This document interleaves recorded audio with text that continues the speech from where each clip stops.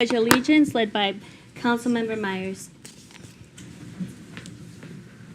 Oh, Heavenly Father, so grateful that we can call this place home, and what a wonderful home it is. And the people here, although they're kind of light in number this evening and have a busy agenda, they work really hard to make this the best place to live. And I pray that all of us who have come tonight, some to be honored, some to express concerns, and I pray that all of us would be able to look not only to our own interests, but also to the interests of others, so that those who govern can do so with joy.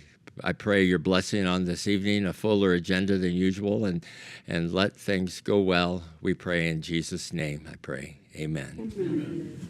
Let's please remain standing, face the flag. I pledge allegiance to the flag of the United States of America and to the republic for which it stands, one nation, under God, indivisible, with liberty and justice for all. Thank you. You may be seated. Thank you, Pastor Youngblood. You know your stuff when you notice this is a long agenda. We've been here a lot, yeah. Notice that when I walked through the parking lot, I thought, oh, you've got a busy night ahead. Sure do. Thank you. And thank you, Councilmember Myers. We'll move on to item 1, Councilmember Kilmurray. Mrs. Vice Mayor, I move that the agenda for the City Council meeting of August 13th, 2026 be approved as written. Second. It's been first and seconded. Any corrections to the minutes? Okay. All right. All those in favor of accepting the minute agenda? Aye. It passes. Do you want me to take phase? Yes, sir. That'd be great. Thank you. City Manager's report, because we don't have awards and presentations this evening. Thank you, Vice Mayor Flowers, members of the council. A reminder that your regular work session of August 25th and your regular meeting of August 27th have been canceled primarily due to lack of agenda items and also planned absences that week. So that means your next regular work session will be held on September 8th, Tuesday, 3 p.m. here in the council chambers, and then your next regular meeting will be on September 10th, 5 p.m., also here in the council chambers. In between now and then, of course, will be the Labor Day holiday, so that will be the Monday prior, and refuse service will run Tuesday for the Monday pickup, Wednesday for the Tuesday pickup. There will be no special pickups, and then back on regular schedule Thursday and Friday. A number of items tonight. First, Henry Jones Park Phase 1 construction is in progress with completion expected by September, and you see they're moving along on there quite nicely. The pedestrian walkways, Phase 2, which Matt clarified for us Tuesday, primarily on the west side, should be completed in August. The Community Development Block Grant project for Catholic Community Services, which include a Ramada slab and sidewalks, is also completed. And as we mentioned also Tuesday, we're successful in receiving word from the state that we will have over $3 million in grant funding for multi-use paths projects on both sides of Highway 92 extending south from BST. So that is great news. Of course, that'll be a few years out, but wonderful news to help complete our perimeter on our multi-use paths. As I also mentioned Tuesday, we received the final sales tax report for last fiscal year. And year over year, we were up 3.44%, or $938,503. So that ended better than we were hoping, and hopefully we're seeing a turnaround now in our sales tax numbers going forward. Year over year, from June to June, we were up 2.62% then in sales tax revenues. So that was good news as well. Finally, sadly and with regrets, I am announcing that our city clerk, Jill Adams, this will be her final meeting, regular meeting with the city council. She is retiring on September 4th, well-deserved, after a quarter century here with the city. So we appreciate all her service and everything she's done. Thank you, Jill.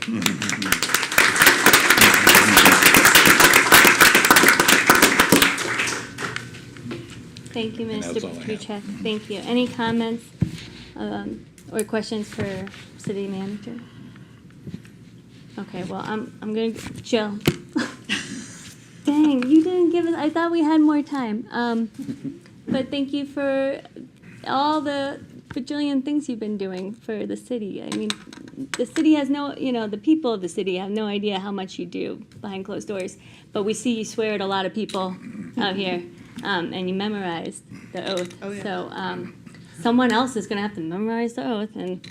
But yeah, thank you for all your hard work and dedicated service to the city. We're It's gonna been miss an you. honor. Okay, if there's no other comments or questions, we'll move on to, let's see. Ken, you could do this one, right? Yeah, I got it. Item 2, consent agenda. Mrs. Vice Mayor, I move that the consent agenda items consisting of the work session minutes of July 7th, 2026, the regular meeting minutes of July 9th, 2026, the special meeting minutes of July 21st, 2026, Resolution 26-056, appointment of Kevin Lassiter to the Parks and Recreation Commission, said term to expire December 31st, 2027, and Resolution 2026-057, appointment of Pam Anderson to the Neighborhoods Commission, said term to expire December 31st, 2027, be approved. Thank you. It's been moved and seconded. Any comments? I see Pam. Is Kevin also here, the other, for Parks and Rec? No.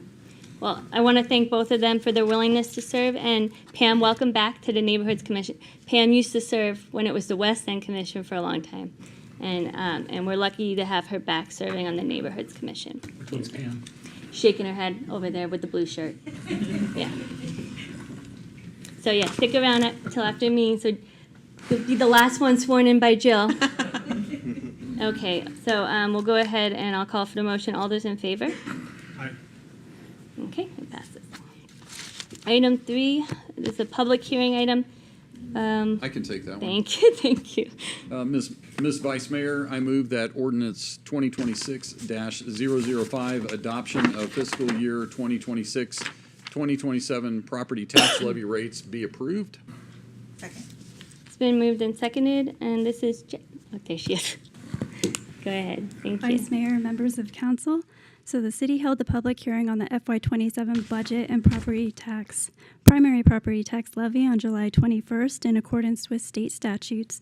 There have been no public comments since that time. With council's approval of this ordinance, the rate will be set at .0993 per $100 of assessed value, which will generate an estimated $399,527 this fiscal year. Again, the rate is adjusted every year, so the actual dollar amount paid by homeowners is the same as last year. This will finalize the budget process for FY27, and I just wanted to thank council and staff for sticking with me throughout this process. Thank you, Jen. Any questions, comments? And we want to thank staff too, and all your hard work, Jen. You've been working really hard this year on the budget. Everyone has. So I'll call motion. All those in favor? Aye. It passes. Okay, good. This is your item. Item 4, Dr. Councilmember Landry. Thank you, Ms. Vice Mayor. I move that Resolution 2026-058, declaring proposed amendments to Chapters 150 and 152 of the City Code of Ordinances, a public record for 30 days, building code updates be approved. Second. Been moved and seconded. Who's on this one? Oh, Matt, go ahead. Mr. McLaughlin. Madam Vice Mayor, members of council, good evening. As was just mentioned, this resolution would set a 30-day public comment period on proposed amendments to Chapter 150 and 152 of the City Code to adopt the 2024 editions of the International Building and Fire Codes, moving us up from the 2018 codes that were adopted this time about 3 years ago. The International Code Council, or ICC, develops the model building and safety codes used throughout the country. These codes are updated every 3 years to reflect changes in construction practices, technology, building safety. Keeping our codes current supports public safety, provides the construction industry with modern regulatory framework, and factors into our ISO rating, which can affect property insurance costs. City aims to follow the state fire marshal, moving up every other code cycle. approximately every 6 years. Our next anticipated update, therefore, would be the 2030 I-codes. It's important to note that the I-codes establish baseline standards that affect construction quality and life safety. Builders, of course, can go above and beyond, but not below. The provisions basically establish the worst building you can build or occupy under the law. They are minimum standards that we inspect during each stage of the construction process to ensure builders and contractors are following their approved plans. It's low-cost quality assurance for the property owner and making sure that they're getting what they paid for and corners aren't being cut. As mentioned in the work session, the local amendments were developed through a working group of building code professionals throughout southeastern Arizona, including Cochise County Development Services. Our goal is to achieve greater consistency and parity across jurisdictions and provide a more seamless and predictable permitting experience for applicants. As Sharon mentioned, the Cochise County Building Code Advisory Board, whose members are appointed by the Board of Supervisors to represent the contracting community, spent several hours over several meetings reviewing the substantial changes and local amendments that are being proposed with this resolution, and ultimately recommended approval at their meeting last April. In May, I attended a builders roundtable meeting with county representatives to solicit input and feedback from contractors, and all concerns were addressed at that time. I do want to convey our appreciation to the Cochise County Development Services team for taking on the lead for convening and running these meetings while we were down a building official. Really good collaboration and coordination is happening between our departments, and contractors notice and appreciate that. We're already using the same permitting software, and the building regulations will be made more uniform through these changes, which creates a more user-friendly customer experience for those contractors doing business inside and outside our city limits. In summary, this is a routine but important update that modernizes our building regulations, maintains current industry standards, addresses local needs, and reflects considerable coordination with our regional partners and stakeholders. The I-codes are thick, dense documents that are available in a read-only format online. I've added the hyperlink to each of the I-codes on the cover sheet of our staff memo if you wish to delve into the full section and better understand the context of the proposed amendments. Don Foster, our fire marshal, worked closely with us on the local amendments, and he's here as well to answer any questions you may have. Great, thank you, Mr. McLaughlin. Any questions, I don't have any. comments? I just had a comment. Hey, Matt, thank you for that synopsis. That was great, and thanks for working, for all the work you did in coordinating the expertise and and you too, Don, back there, and being patient with me during the work session to help me understand what the process looked like. It occurred to me on my drive home what you were trying to get at, and I think it was, you don't have a red line version like you would with a development code, and that's because these are copyright protected documents that we have to pay for. Once it's turned into legislation, though, there is a Supreme Court ruling that is part of the public domain, and that's why we're able to enact our property maintenance standards in our city code outside the IMPC, again, for transparency purposes. And so there's a little bit of difference between building code amendment packages and what you see with our development code amendments that are later on the agenda, so. Oh, you're welcome. All right, I'll call for the vote. All those in favor? Aye. Passes, and then we'll go back to, are you gonna take all of Ms. Jackson's? Yeah, I'll And take then all you'll, of okay. Councilmember Kilmurray, item 5. Okay, Ms. Vice Mayor, I move that the resolution 2026-059, adopting the consolidated fee schedule for development fee services, be approved. Second. Been moved and seconded. Mr. McLaughlin.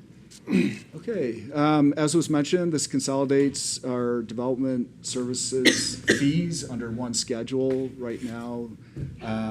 They were approved in separate ordinances and resolutions, so this will put them all in one place. No changes to the existing fees are proposed as part of this action. Any future fee adjustments will need to be advertised in advance and will require further analysis and discussion. So consider this to be a streamlining action. The resolution also establishes clear policies for fee waivers, reductions, and refunds. Refunds, fees paid in error will be refunded in full. If an application is withdrawn or canceled, a refund may be authorized for work that has not yet occurred. Once plan review has commenced, plan review fees are non-refundable, and once permitted work has commenced or an inspection has been performed, building permit fees are non-refundable. Where a refund is otherwise appropriate, the city may retain a 10% administrative processing fee.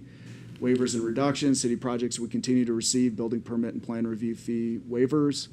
For projects owned by other public agencies such as the school district, fees would be waived for projects valued at less than $100,000, so small projects. And then for bigger projects valued with a construction value over $100,000, we suggest reducing the fee by 50%.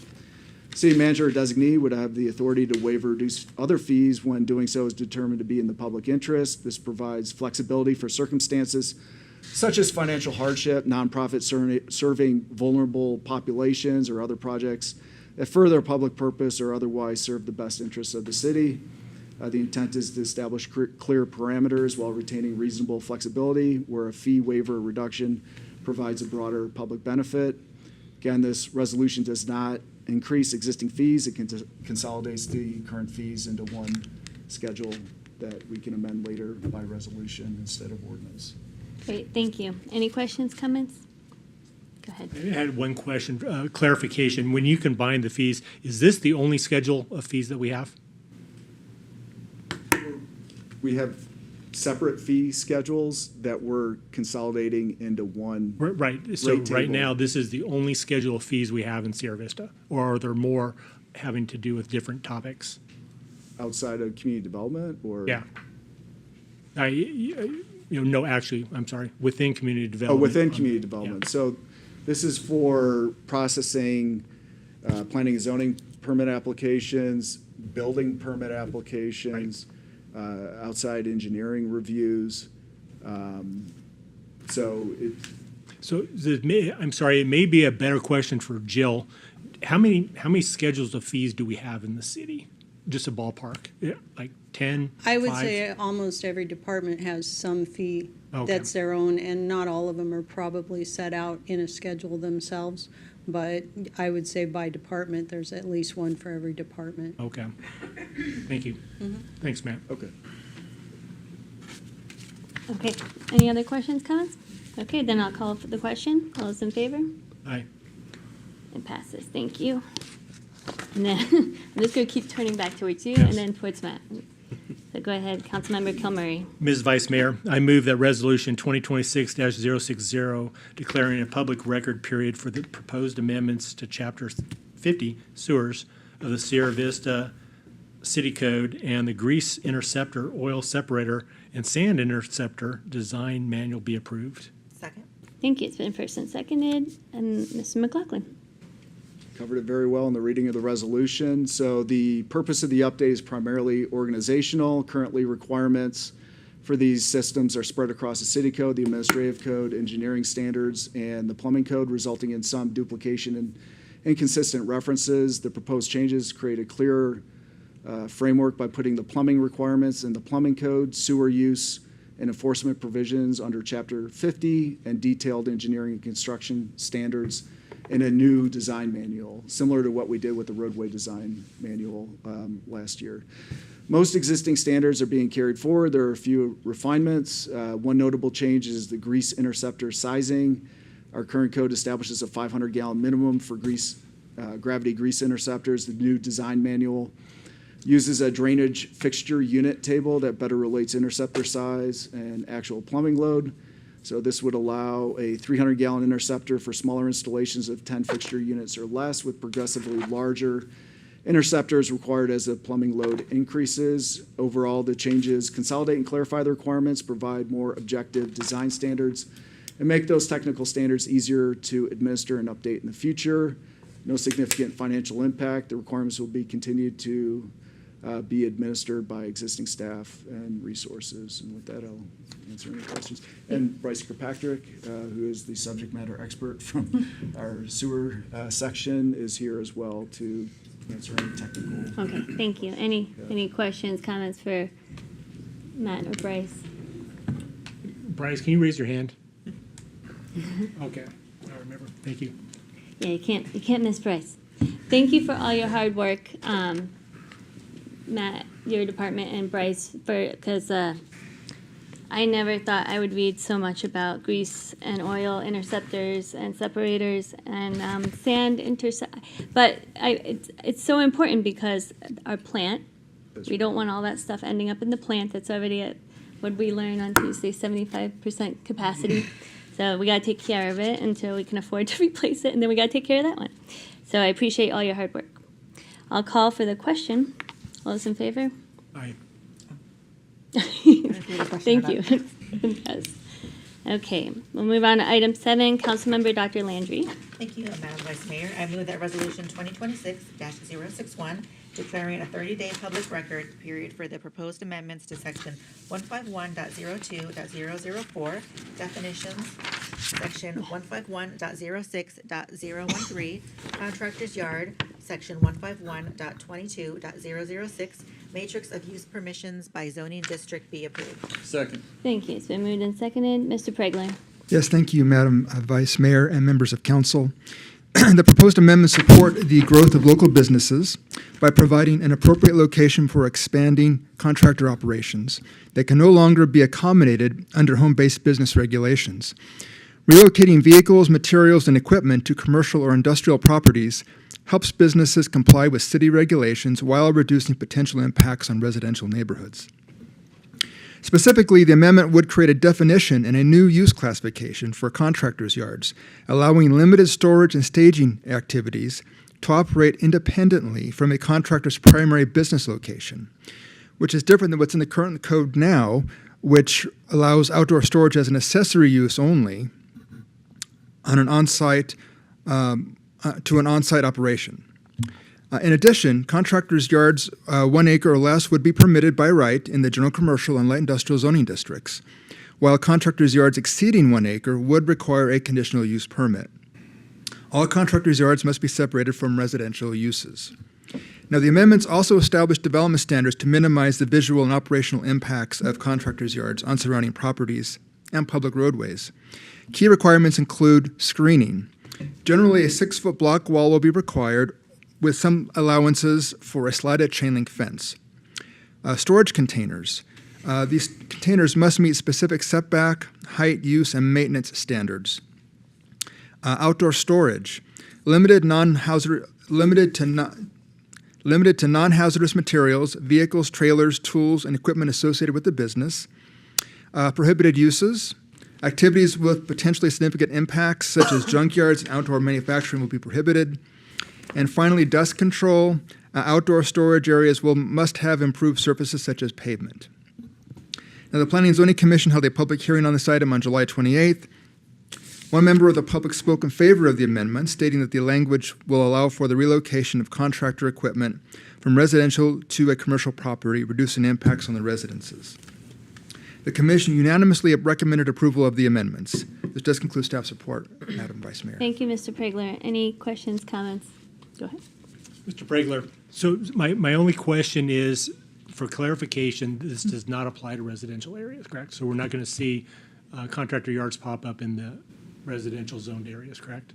Madam Vice Mayor, Councilmember Kilmurray, it's actually, that's quite the contrary. So you're correct. The point of this amendment is to ensure that some of these larger contractors, home-based businesses can move to these commercial areas. So that's the point of this amendment. So you won't see these. Hopefully, you'll see a reduction of these contractor yards in residential. A reduction properties. in the. That's correct. Because they're moving them to industrial and That's commercial correct. areas. That's correct. Okay. That's how I understood it. Thank you. Appreciate it. Since this is a public hearing item, and the contractor that spoke at PNC is here, does he want to speak now to share what he shared at PNC with the council? If you would like to speak, absolutely. If he's here. Yeah. I don't see him here. Okay. I thought I saw his truck outside, so. Oh. I don't see him here. All right, then that's fine. Any other questions, comments? Okay. I'll call the question. All those in favor? Aye. Passes. Go ahead. Then, okay. Item 8, Councilmember Myers. Yes. Yeah. Thank you, Ms. Vice Mayor. I move that Resolution 2026 2022-062, declaring a 30-day public record period for the proposed amendments to Article 151.15, landscaping, walls, screening, and buffer, Article 151.16, water conservation, Chapter 150.25, care of premises be approved. Second. Thank you. It's been first and seconded. Mr. Pregler. Thank you again, Madam Vice Mayor and members of council. The city is currently in the process of adopting the 2024 International Building Codes as stated earlier. As part of this effort, staff is relocating applicable water conservation requirements from Development Code Article 151.16 to the 2024 Residential Plumbing and Mechanical Codes. This reorganization is intended to consolidate building code-related standards within a single regulatory framework, improving clarity, consistency, and ease of administration. In addition to these sections moving to the building code, the provisions prohibiting grass in the front yards of single-family homes has been relocated to the landscape section of the development code and the care of premises section in the property maintenance code. The development code regulates grass in new development, and property maintenance code enforces the installation of grass on existing residential properties. The grass prohibition for existing homes applies only to grass areas installed after January 24th, 2013, which was the effective date of the original regulation. The grass restrictions of new golf courses has also been included in the landscape section of the code. The remaining provisions and development standards contained within the article are considered obsolete or duplicative and are proposed to be removed from the development code. The Planning and Zoning Commission held a public hearing on this item at their meeting on July 28th. The commission recommended unanimous approval of the amendments. So with the removal of the associated provisions, Article 151.16 will remain in the development code as a reserved section, providing a placeholder for future code amendments and regulatory provisions. This does conclude staff support, Madam Vice Mayor. Thank you, Mr. Pregler. Any questions, comments? Okay, I'll call for the question. All those in favor? Aye. It passes. Thank you. Moving on to new business, item 9, Councilmember Myers. Yeah, I'll take that. Thank you. Thank you, Ms. Vice Mayor. I move that ordinance 2026-006, codification of the Code of Ordinances, be approved. Second. It's been moved and seconded. Ms. Adams. Madam Vice Mayor, members of council, this is the final step in the municipal legislative process. Ordinances passed by council in the fiscal year 25-26 that are permanent and general in nature that actually go into the city code require that the council votes on those ordinances to adopt them into the permanent record of the city. With this vote tonight, if passed, the clerk's office will relay this to our American Legal, who is the manager of our code books and our online code, and we will have them prepare physical copies of the code to go in our permanent code books as required by law. This is an administrative process only and has no effect whatsoever on when these ordinances were effective. That is all based on the past date. So again, this is for last year, and we will get the books out and get them distributed around as necessary. Thank you, Ms. Adams. Any comments, questions? Okay, then I'll call the question. All those in favor? Aye. And it passes. Thank you. Yeah, the last time you have to do that. Okay, we got the item 10, Councilmember Kilmurray. Will you take that one? Ms. Vice Mayor, Thank you. I move that resolution 2026-063, dedication of the archery range at Domingo Paez Sports Complex to Mr. Gerald T. Busha, be approved. Second. Thank you. It's been moved and seconded. Ms. Wilson. Thank you very much, Madam Vice Mayor and members of council. I'm excited to bring forward this resolution, which if approved would dedicate our new outdoor archery range in honor of Gerald T. Busha and would name it the Gerald T. Busha Archery Range. Mr. Busha, known to many as Coach, has spent more than 17 years teaching, mentoring, and promoting archery in Sierra Vista and the surrounding area. He served in the U.S. Air Force from 1962 to 1966 and later completed 33 years of civil service with the Department of Defense. After moving to Sierra Vista in 2004, he began coaching locally in 2006 and launched a city-led archery program in 2008. Those classes took place on our softball fields located behind the Sierra Vista Police Department for many, many years. He led that program for 15 years. He taught youth and adults, mentored future coaches, and helped make archery more accessible in our community. This program continues to run today, led by one of the coaches he mentored, and interest is growing rapidly. His commitment to youth was especially meaningful. He helped sponsor more than 45 young archers to compete in the Vegas Shoot, the world's largest annual archery event. At the time of his retirement in 2023, he was one of only 3 USA Archery Level 4 coaches in the state of Arizona. This dedication would recognize not just a coach, but someone who helped build a strong community program, expanded access to the sport, and invested in young people for many years.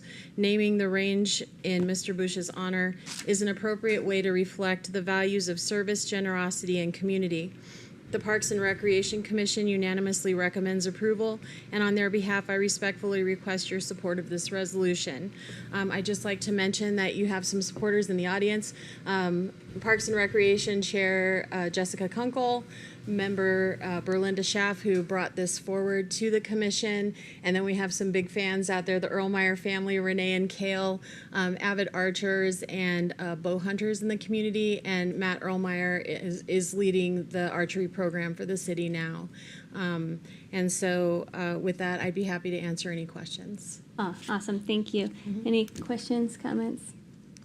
Well, thank you for being here and for supporting this effort. And Berlinda, coming up with it, oh, you're an associate member now, right? But you've been on Parks and Rec for a long time. Jessica, too. You guys are awesome. You're at all of these. And I'm sure you'll be at the ribbon cutting as well. And that's exciting, so I'm happy to vote for it. And I'll call the question. All those in favor? Aye. It passes. Thank you. All right. Item 11, Councilmember Dr. Landry. Thank you, Madam Vice Mayor. I move that Resolution 2026-064, official intent to be reimbursed for capital expenditures on vehicles, be approved. Second. It's been moved and seconded. Staff report, Mr. Felix. Vice Mayor, members of council, this is our annual equipment financing reimbursement resolution we do at the beginning of every fiscal year. The IRS requires that we pass an intent to be reimbursed for certain capital expenditures if we have paid for the vehicles or the equipment before we actually have the financing in place. Ironically, actually, the fire truck that is on that list, we have and is looking at being paid for tomorrow, so this is appropriate. The reason for this is it gives us flexibility. If we want to finance it at the end of the fiscal year, we can. The financing resolution would come to the council to be voted on. If we cash it out, if we can cash it out, we can do that as well. Again, both resolutions, this one, next one, give us the flexibility. We're getting closer to the expenditure limitation, as we've mentioned before, and financing items removes it from the expenditure limitation. It is an exemption, as well as the debt service on anything financed. So if we can pay for it in cash, obviously we'll do that. If we have to finance it, we will do that. This gives us the flexibility to do it. It also gives us the flexibility to wait to see what actually came in. If something has not come in, obviously we don't want to include it in the financing. If we do the financing now, you never know when certain equipment may come in. So that's why we wait till the end of the fiscal year, bundle what we might want to finance together, put it out to bid, to a formal bid process, then bring it to you to approve the actual financing. Be happy to answer any questions you may have. Thank you. Any questions or comments for Mr. Felix? Go ahead. Thank you, Ms. Vice Mayor. Dave, so effectively, actually I've got two sets of questions. Effectively, this raises our spend limit to $143 million from what we approved. This does not it does not change our expenditure limitation at all. We have we've included this money in our budget already. Right. For this equipment here has been put in as a proposed financing to help balance the budget, but that's just if we wish to do it. It's like the grants. It's a placeholder if we want to do it at the end of the fiscal year. In this one, we have both the revenue and expenses tied to this. So this has upped our revenue because note proceeds under governmental accounting are considered a revenue source. Okay. So the revenue for the bonds are already in the budget as part of this. So if we just we could finance each one of these separate, correct? Yes. Each one of the vehicles. So if And- only the fire truck comes in and nothing else shows up, we can just finance the fire truck. We do not have to finance everything. And that'll be paid back out of the general fund, and then the sewer fund, an enterprise fund through fees, et cetera, would Yes. be paying back that bond. That's correct. And the same thing for the refuse fund. That's correct. All right, thank you. That's all we got. I Great, have a thank quick you. question. Go ahead. If it were already in the budget, what would be the advantage of having to finance it and pay the interest on it? The advantage, well, the only advantage to financing something like this is like the fund or when we're tight on cash before, and B, as I mentioned, is the expenditure limitation. Understanding the budget cap and the budget expenditure limitation, although they sound the same, are two very different things. The expenditure limitation is based off the city's expenditures in 1979, 1980. It did go to a vote to change the base, and that is increased every year based off population growth and CPI. If you go over the expenditure limitation like the county did, you get penalized for it. Those come out in June of every year for that current fiscal year. Exemptions are grants, financing, note proceeds, debt service on it, donations to the city, certain state shared revenues. They're all in the expenditure limitation report. And the expenditure limitation report is actually on the city's website. It's very dry reading, I would say, but it does go through. And the basis of that, for those who are old enough, it followed California's Prop 13 back in the 70s. That's what the expenditure limitation report was meant to do. So if we were to approve this, it could only be used for acquisition of vehicles? For these specific items that are listed in the exhibit. Okay. Okay. Councilmember Kilmer, you have another question? Yeah, thank you. Yeah. Mrs. Vice Mayor. So we're paying for these now, in fact, tomorrow Yes. for the fire truck. So what, I'm not tracking, what's the purpose of potentially borrowing money at the end of the fiscal year to buy it, to pay for it again and replenish the general fund? Well, we'd replenish the general fund with this, mainly depending on how we're doing the expenditure limitation report. If we can cash it out, we do have cash in the bank in the general fund that we can pay for it.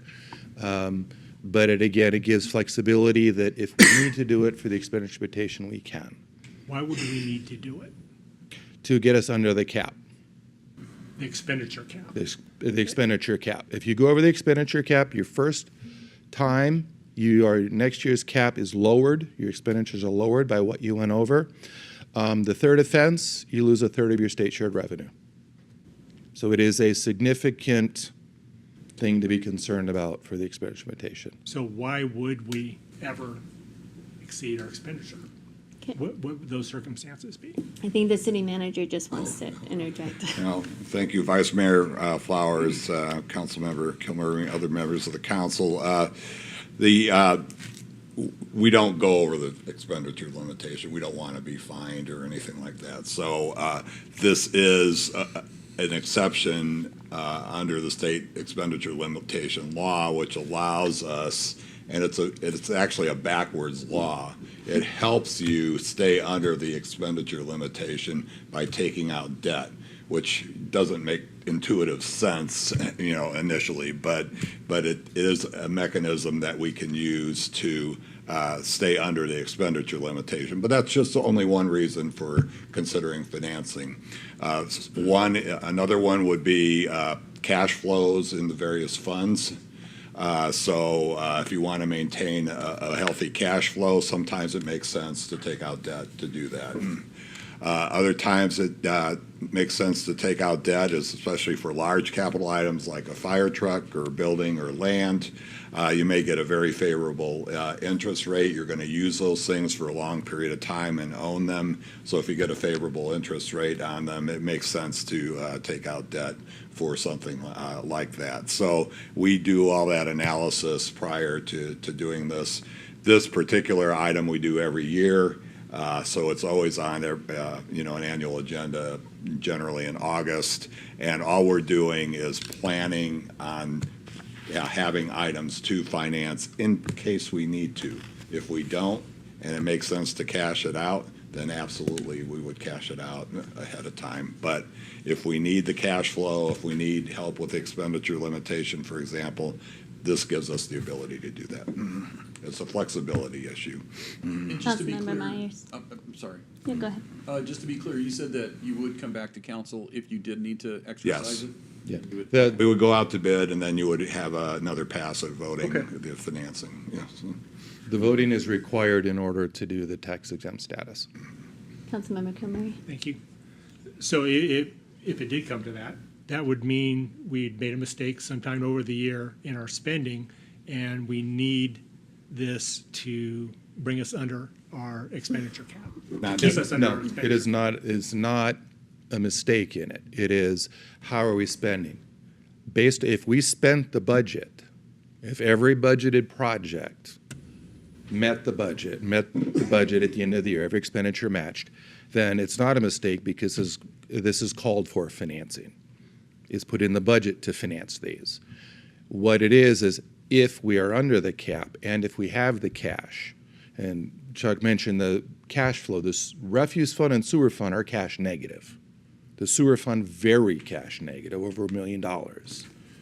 So on those type of things, that gets to be the cash flow. But the expenditure limitation and putting the items on there are planned in the budget. If you look at the budget document and the budget forms, they have on the bottom, what is your expenditure limitation and what are your exemptions to show that during the budget process you expect to be under the limit. So it's not that it's a mistake, it is actually balancing the budget, we put it in there to do that.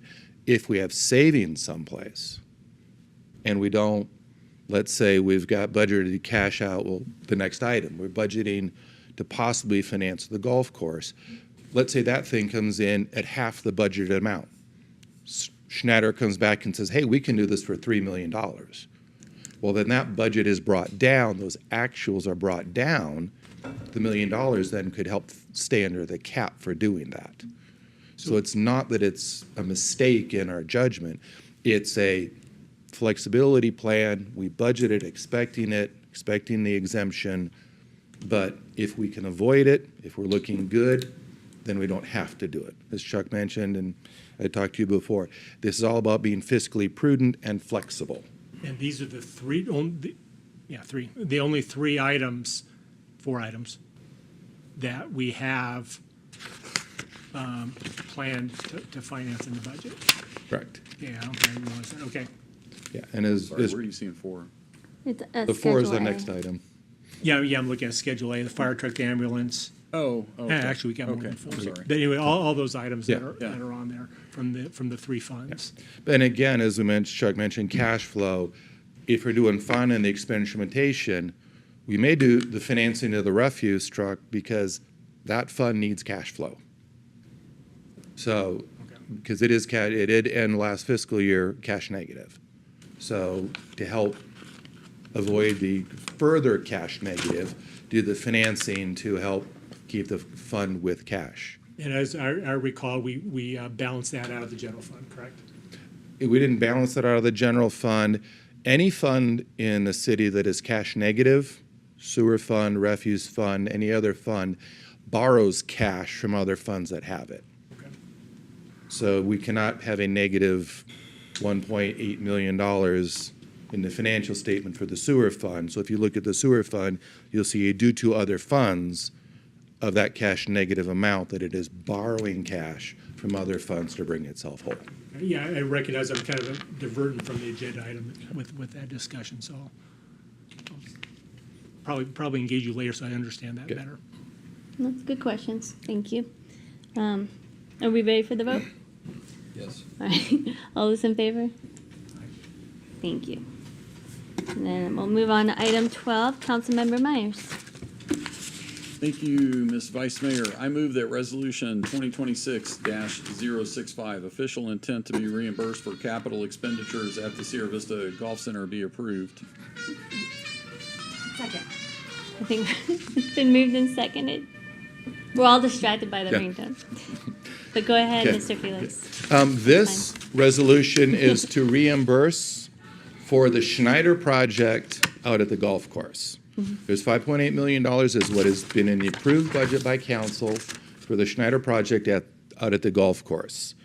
What is not included is there is $765,000 in the budget for the remodel, but we did not include that right now in this resolution because that is in the preliminary phase.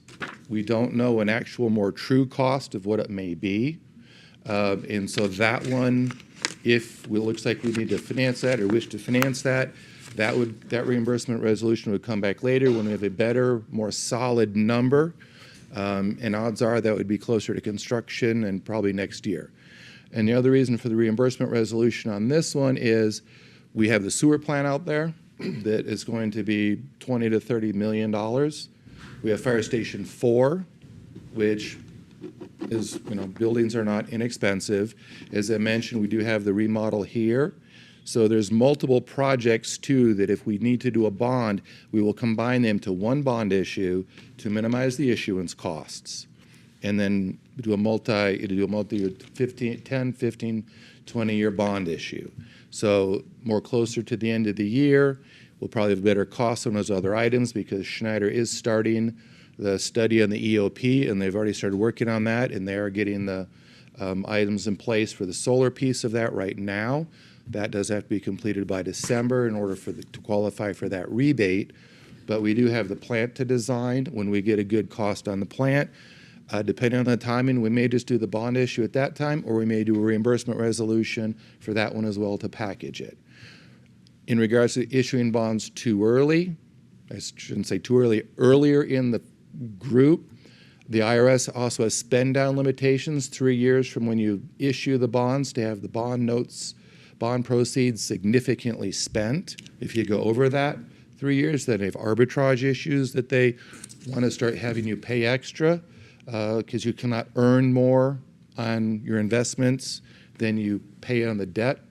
So you can't borrow at 2%, throw it in the LGIP at 5% and make money on it and do that. A city did that years ago and they've went against that. So this is just to give, again, the flexibility to say towards the end of the year, if we wish to combine this with another project or make it kind of match the term of the project, change the bond issue size, cash flow, however that may be, this also gives it that same flexibility. But again, this is just for the Schneider portion of this, the energy savings project. This is not related to the remodel at all.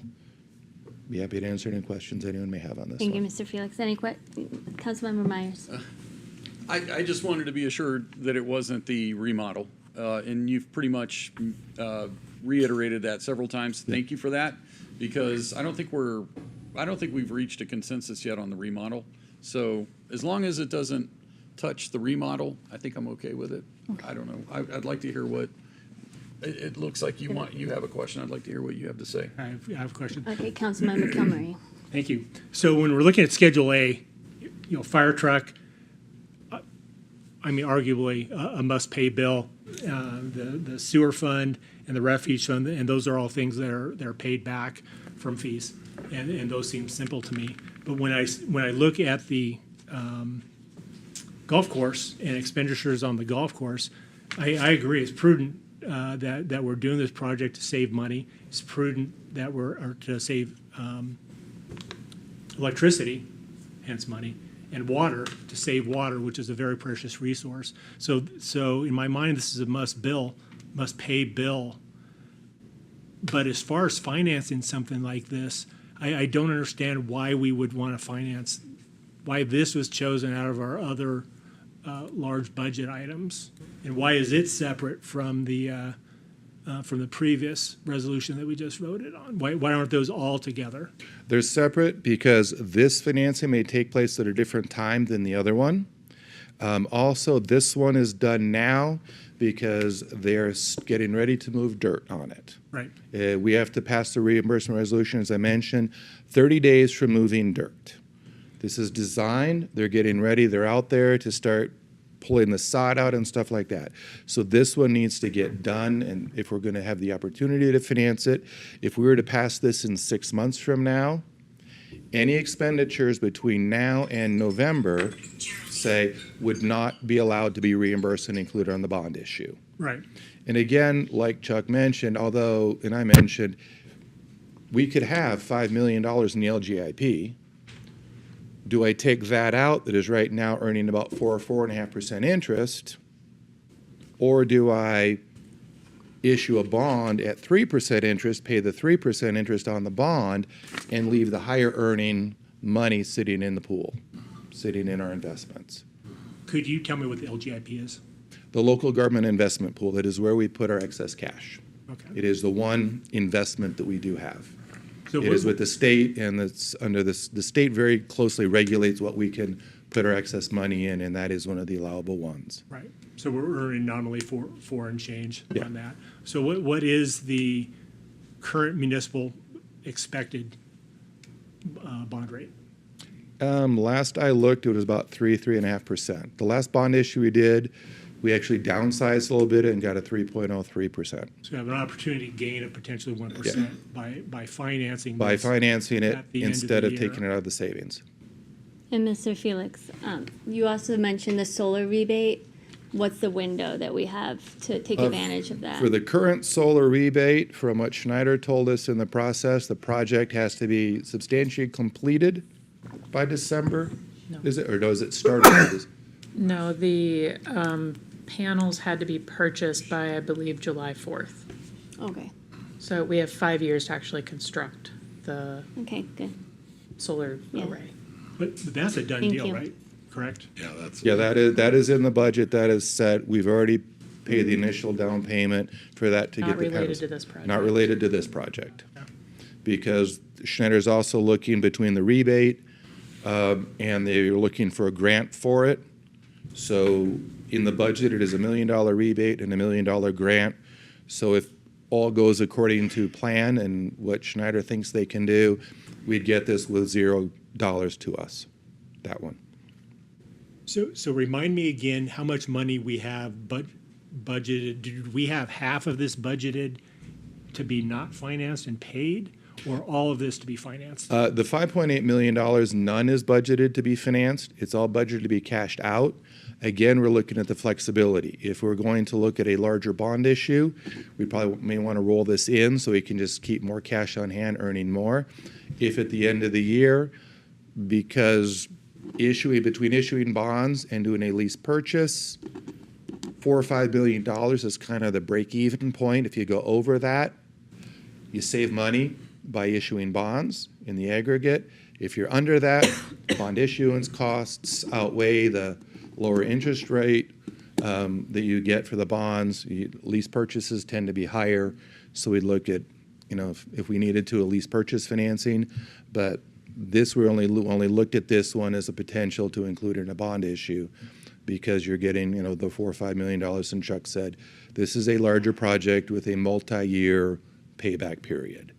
And then we're actually kind of taking the debt equivalent with the longer-term savings. The city manager wants to make a comment. All right, thank you, Vice Mayor Flowers, members of the council. This particular project is fully budgeted for.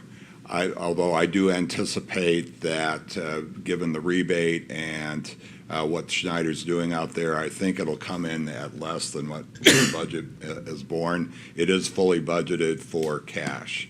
Now, but this particular project, though, lends itself very well to financing, because we already talked about the difference in rates in terms of what we're earning in our funds in the local government investment pool, and what we think we could bond this for as well. The other advantage of using Schneider for energy savings project like this is that we're going to see savings almost immediately on electricity costs and water costs. So actually then you won't see those increased costs in terms of your utilities budgets next year. So in effect, that's actually would actually help pay the bonds off, moving forward. So it's a big advantage. And again, if we cash this out, that's fine. If our cash flow looks good, if it looks like there's an advantage to financing, then we would go ahead and do that, and of course, bring it back to the council for approval. Thank you. Councilmember Kilmurray. So Chuck, I understand the value of doing this project, but when we talk about the savings, do we actually do a dollar per dollar tracking of the savings against the cost of this for our bottom line at the end of this year?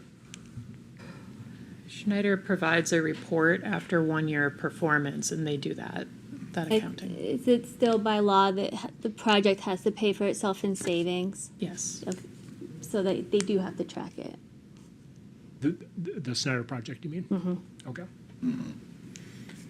And another reason why it lends itself well to financing. So. Ms. Vice Mayor. Oh, go ahead, Quick Councilmember question. Myers. Mr. Felix, I don't know if you cited it or not. If you did, I didn't catch it. Can you tell me the rate of return on the LGIP again? It varies every month, but recently been run around 4.5% every month. When you look at the budget book and you see the investment earnings budget, that is our estimated interest that we are going to earn, our return on the LGIP, because that's pretty much all LGIP. I guess that's higher than I would have imagined. All right, thank you. They allow themselves to invest in things we cannot, and we'll leave it at that. So they can get a better return than we can if we were to do it on our own. Great. Any other? One more, Councilmember Kilmer. Yeah, you keep bringing up questions. Is it kind of like a very large municipal hedge fund, hedge fund? It's not a hedge fund. It's more like if you were investing yourself in a mutual fund. Oh, okay. They have stocks, high capacity stocks. They've got high cap stocks, low cap stocks. They've got real estate. They've had some credit card backed before. They've had some small real estate. They run a diversified portfolio. For example, we cannot go out more than 3 years and only can do like government bonds. They can go out longer, 5 years, go further along the curve. This is a low-risk state pool, correct? This is the low-risk state pool. We're not in the, there's 4 state pools. We're in the lowest risk state pool. Yeah. There is one that is higher, that has a longer, they call it a duration, but there's one that has more return, but does have some higher risk. Okay. And we don't use that? No. Okay. No, ours is in the lowest risk. Later. I'm getting off lowest the risk agenda item. pool. Okay, thank you. So we're ready to call for the vote. All those in favor? Aye. Aye. Thank you, Mr. Felix. And now we'll move on to the last item. Well, actually, item 13 is Mr. Selenia able to call in any way? Are you covering, Dimitri? Awesome, okay. Y'all's questions, I'm not Well, good, awesome, let's do it. Okay, Councilmember Kilmurray, please read the motion. So you may start asking my questions. You're all ready to jump in. There it is. Mrs. Vice Mayor, I move that Resolution 2026-066, issuance of Industrial Development Authority Water and Sewer Utility Capital Appreciation Revenue Bonds, Series 2026, for the East Lake Houston Management District, Texas, project be approved. Second. Moved and seconded. We'll go to Mr. Simonton for report. All right. First, I just want to say thank you so much to Ms. Adams. She swore me in, I believe, 21 years ago as a youth commissioner. I was trying to do the math here, so she's really kind of kept me in line all these years, and she's been amazing. So thank you so much. And as I was sharing before, we do have a board gift from you, and we'll make sure we get that to you before you go. But thank you for everything. Madam Vice Mayor and City Council, thank you for allowing me to appear on behalf of the Sierra Vista IDA today. I am the Sierra Vista IDA president. Mr. Selenia is not able to call in, so I'll be speaking on his behalf. The resolution before you today from Sierra Vista IDA relates to a revenue bond for financing or refinancing the cost of certain public infrastructure for sewage or facilities for furnishing of water outside Houston, Texas, RBM, the Morgan Group, Incorporated, as agent on behalf of 7 developer entities, has requested the issuance of revenue bonds in the amount not to exceed $85 million value at maturity. This bond proceeds will assist in paying the cost of construction, acquisition, improvement, and equipment of certain water, sewer, and other related public improvements for the benefit of East Lake Houston Management District. That district will reimburse those costs and is expected to issue bonds and refund the SVIDA bonds after construction. The bonds will not have an investment grade rating and therefore will be publicly sold by South State Securities and Municipal Capital Markets Group, but only to QIBs and AIs or related entities. In addition, these will be capital appreciation bonds in which the interest occurs but is only paid on set dates. Out-of-state financing are allowed under the IDA statute if there are benefits found within the state and the benefit includes the fees paid to the Sierra Vista IDA for IDA's costs to be used for economic and community development purposes within and throughout the city. As a reminder, the Sierra Vista IDA is a separate nonprofit corporation from the city. It is not a commission of the city. However, the board members of the Sierra Vista IDA are, by Arizona statute, appointed by the city council, and the city as governmental unit must approve the proceedings of the Sierra Vista IDA. As always, these bonds are not a pledge of the credit of the Sierra Vista IDA or the city. Instead, these are sole financial obligation of the developers. Under the IDA statutes, there is no financial obligation by the city or the Sierra Vista IDA to repay these bonds. Great job. All right, Right. thank you. Any questions, comments? Go ahead, Councilmember Kilmurray. So I was surprised on the level of fee that the IDA gets by sponsoring these bonds. What do you do with the money? All right, so for example, we would, number one, we don't receive like any tax revenue or anything like that. We don't receive any public financing, so we have to generate our own fees. We will in turn use these fees for projects such as our revolving loan fund that we have with Community Investment Corporation, activities such as sponsoring the Sierra Vista Youth Commission as we did for DC, our Coaches Economic Garden co-working spaces, and other projects like that. Thank you. You're welcome. And we have a meeting coming up, but we'll go Annual over meeting, yes. individual projects when we have the next date, I can send that over So we your look at way. it during a work session? Oh. I'll share it with you. Is everyone ready for the vote? All those in favor? Aye. Okay, it's passed. Thank you so much. We're going to move to call to the public. I have two, and hopefully the folks are still here. John Dodrill, I'm sorry if I say this wrong. Are you? Oh, go. Thank you. You'll have 5 minutes to speak. This light will indicate it when you run out of time if you need all of it. Okay. Yeah.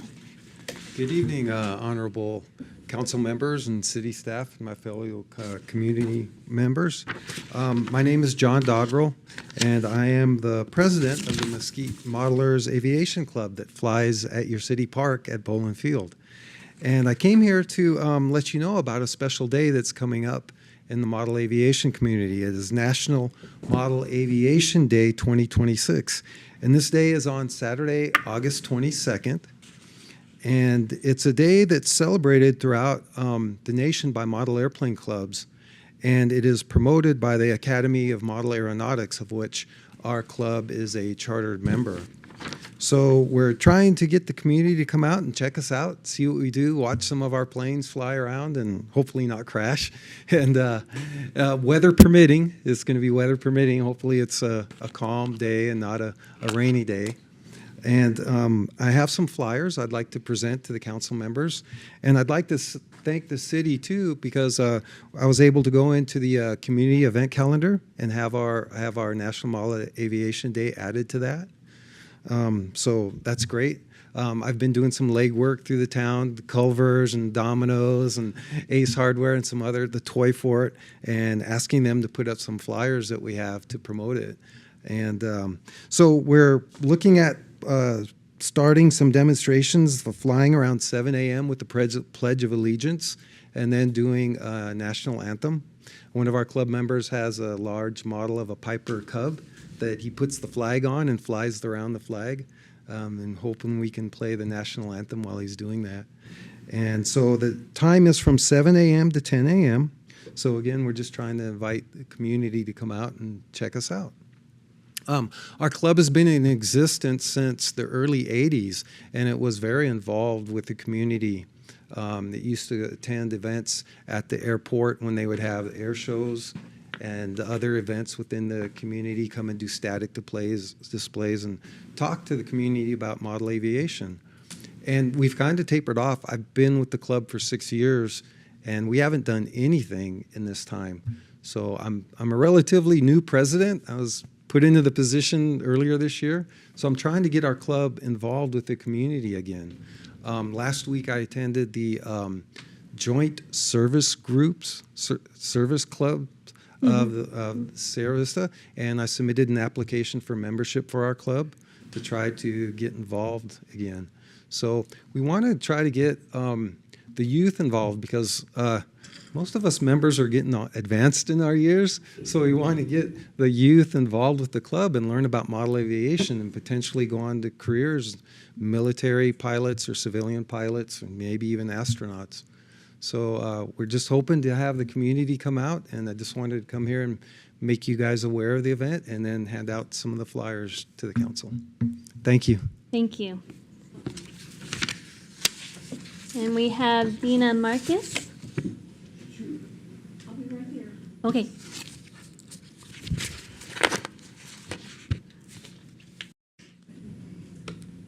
Dina. D-I-N-A? Go ahead. Yeah. I'm sorry, we're trying to fix this.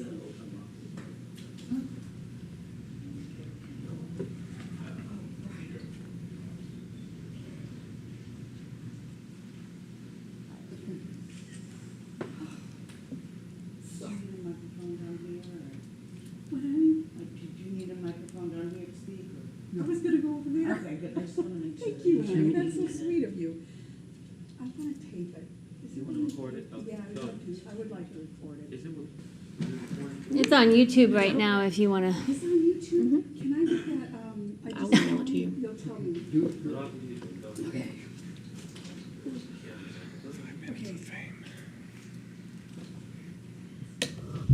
Thank you very much for letting me speak. My name is Dina Marcus, and I've lived here for, this October it'll be 6 years. And I couldn't wait for the senior center to open. But there's no senior center. That's the rub. Now, I was very active in the one that I came from, and it's so important to the minds of people that are getting older that they have a place where they can congregate and get information and find out what's going on in town. Find out what part of the community they belong to. And I would just like to say that there is nothing here for the seniors. You have the Oscar Wyron? I can't say the last name. How do you pronounce it? Urin? Yeah. Oh, okay. Urin Center, which is a community center. It is. And then you have the Ethel Berger Center, which used to be partly for the seniors because they have a full kitchen there. And you all know this, but it's not being utilized. And people in this town are dying of loneliness and just getting old. There is nothing in this town for them. And we want to make sure that that changes. Now, I was told I have to make a bill. I'm not going to do that. I'm going to come here and I'm going to start a grassroots program and let people know that it's so important when you belong to a community and you are part of a town. I've always looked at a town and I've always looked to see how they treat the most vulnerable of their citizens on what kind of a character they have. And I gotta be really honest, Sierra Vista failed. Okay, I think this town is a wonderful town. There are a lot of nice people. I had the woman that runs the homeless shelter told me if I wanted to have a hot meal, I could go to the Salvation Army. And I told her I wouldn't feel safe. She said, well, that's terrible. You know, there are people too. I said, well, of course they are. But we have been scammed already 5 times here in the 6 years that we've lived here. There are people that take advantage of seniors, and they're picking them off one at a time. So I'm asking you, as part of the community, to help the seniors have a place so we can start taking care of the most vulnerable of those that are among us. And I hope, I put it out there on Nextdoor, and not one person, I have not talked to one person that is against this. They're like, oh yeah, no, there is a senior center over at the Ethel Berger Center. And I tell them, no, there isn't. There used to be one there, but ever since COVID, that went somewhere else. We need a senior center for the most vulnerable of our citizens in this town. And I hope you will agree with me. And I think that's all I have to say. I've come up against a brick wall. I've gone to churches. I've asked them to help out. It's just shocking to me that nobody wants to get involved. And that is what we call a real shame. And I just want you to know that we're going to be out there plugging along, and we're going to expose this for what it is, a shame. Thank you very much. Thank you, Ms. Marcus. And if you're around after the meeting, I'd love to talk to you. Oh, I'd love to talk to you too. Thank you. Okay, we'll move on to comments and requests of council, because I don't have any more call to the public forms. Yep, okay. And since Councilmember Rodriguez isn't here and Councilmember Jackson couldn't make it, we'll start with Councilmember Myers. Nothing for me tonight. Okay. Councilmember Kilmurray. Nothing for me tonight, thank It's you. going to be the fastest one. I spoke too soon. Councilmember Dr. Landry. Oh, okay, I'll take your time. Thank you, Madam Vice Mayor. I do have a few things I wanted to mention today. It's not gonna take that long. So school started. I just wanted to just give a shout out to all the teachers that are out there. I know during the summertime it's great. They probably love having a little break. And then once it gets closer to school, they get excited. They get their classrooms ready to see the kids. Most of the kids are excited. And so it's always exciting at the beginning of the year. And then sometimes it can be a little bit crazy and wild. So I can't imagine being a teaching K through 12. So they're doing God's work out there. So just, look out for your teachers, as things kind of settle in, see if they need anything for their classroom, because I'm sure that they probably do, and I'm sure that they would love some help with whatever you can offer. So I just wanted to mention that. And then this past week or whatever, I went with my daughter to this Crazy Bato by Safeway. If you haven't been out there, you need to try it. You got to try it. They have the rolled ice cream, which is my favorite, but they have this new thing called Crazy Ramen, and it's ramen with like nacho cheese sauce, and there's like corn, and there's like nachos around it with some stuff on there. It was really good. So if you haven't tried that, I definitely recommend getting out there and trying something. Support local businesses. It's a really great place. And then for the readers out there, there's a new bookstore that I learned about recently. It's called Edge of Wild Bookstop, and it's on Paseo San Luis, 1858, Suite G. And so tomorrow, Friday, is National Love Your Bookshop Day, and they will be open from 6 to 9. So that's a great time. I'm sure you're going to be available to go out there and check it out. And then Saturday, 10 to 5, Sunday 1 to 4. So I think bookshops are really great places to have. So check it out there. I think I read that they're going to have some midnight releases or something coming up. So check that out for sure. And this weekend is the Saturday, the 25th, and Hummingbird Triathlon that's going on. There's going to be people that are going to be swimming, biking, running. They got a lot of people signed up for it. It's always an exciting thing to go see people of all different ages, different people that are in teams, people that do the whole thing by themselves. It's really cool.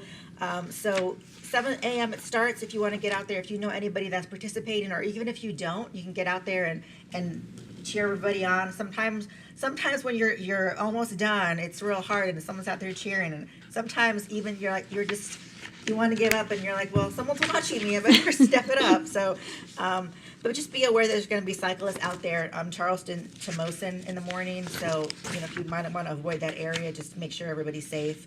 But that's a really great event. I just wanted to mention that. And with that, be blessed and blessed be. Thank you, Councilmember Dr. Landry. And if you made it this far, good job. I can't believe it. I want to give a shout out to all the everyone at the city, honestly, because the City Spotlight, y'all made me so proud. And I thought Diana Cameron did I know it's your first time doing that, but you were awesome. I loved the addition of what we're doing for businesses, because it's something we hear all the time. It's like, the city isn't business friendly. And you're doing so much. And for our little department, Tourism Economic Development Department, they're rock stars over there. So good job. I thought you nailed it, and I even learned a thing or two. I thought I already was in your business, but apparently there's still so much that you've accomplished since we last spoke. I'm really proud, and I thought, and Victoria and Chuck always do a great job. And the commissioners that got involved, Belinda, you guys were amazing. Damon, they were, for the 2040 general plan video, I was so impressed. I couldn't have done it any better than any of them.